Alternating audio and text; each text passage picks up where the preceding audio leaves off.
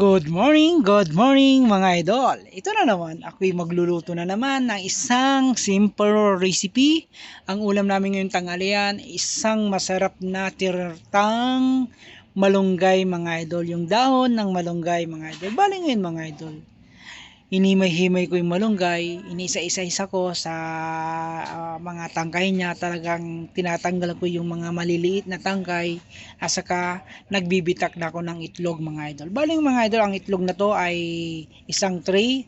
Ang gagamitin ko ay kalahating tray. Baling ngayon mga idol, yung malunggay na to na dahon, inugasan ko na yan, saka ilalagyan ko ng asin na 3,795. Yan po ang bilang ng asin mga idol. Bali yan mga idol, minikos ko muna yung itlog at saka ilalagay ko na yung inugasan kong malunggay mga idol. Yan po ang ulam namin mga idol dito sa world ko, dito sa Blue Ocean Department Store, Baguio Center Mall mga idol. Bali yung mga idol, nakikita nyo naman, minikos ko na naman yung itlog mga idol.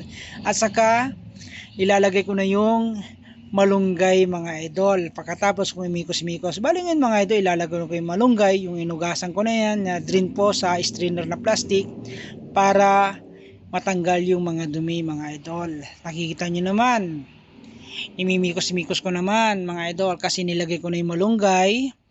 Inilagyan ko na ng asin yan, saka i-ready ko na iluluto na ipiprito mga idol. Nakikita nyo naman mga idol, nagpainit na ako ng malaking kawali para isang lagayan po ng isang cup ang ilalagay ko. At saka slow fire lang mga idol para hindi masunog agad yung piniprito kong tortang malunggay mga idol. Bali ngayon mga idol, ang malunggay po ay nagbibigay ng isang masarap na vitamin A saka mga protina sa katawan natin. Kaya itong malunggay na to talagang maganda po sa katawan.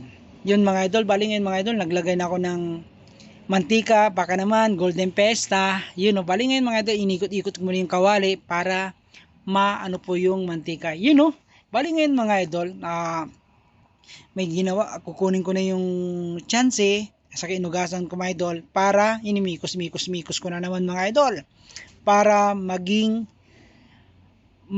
ano po yung itlog mga idol. Bali ngayon mga idol, sasandukin ko na, ilalagay ko na yung itlog na isang baso at saka malunggay mga idol. Tansyan-tansyan mga idol. Isang cup, isang luto mga idol. Nakikita nyo naman, sukat na sukat yan mga idol. Walang kadaya-daya mga idol. Bali yun mga idol, ilalagay ko na sa mainit na kawali kasi mainit na. Yun mga idol, yun ilalagay ko na yung tortang malunggay na may itlog mga idol. Bali ngayon mga idol, nilagay ko na, nakikita nyo naman, pinapagpag ko para maglag yung mga ibang naiwan po dun sa cup. Bali ngayon mga idol, tatakpan ko muna mga idol, siguro mga 3 minutes o 4 minutes o 5 minutes, luto na yung niluluto kong tortang malunggay. Bali ngayon mga idol, bubuksan ko na, nakikita nyo naman, luto na yung tortang malunggay mga idol. Bali ngayon mga idol, babalik tayo na rin ko yung mga idol, parang cupcake lang yan, parang pizza. Nakikita nyo naman, binaliktad ko yun, eksakto, ang ganda ng pagkaluto sa kabila. Bali mga idol, isang baliktad, saka 3 minutes ulit para maganda yung pagkaluto at saka tatakpan natin ulit para maganda yung texture niya na pantay-pantay. Bali mga idol, nakaluto na ako ng isang tortang malunggay mga idol. Yung isang idol, binaliktad ko, nakikita nyo naman mga idol.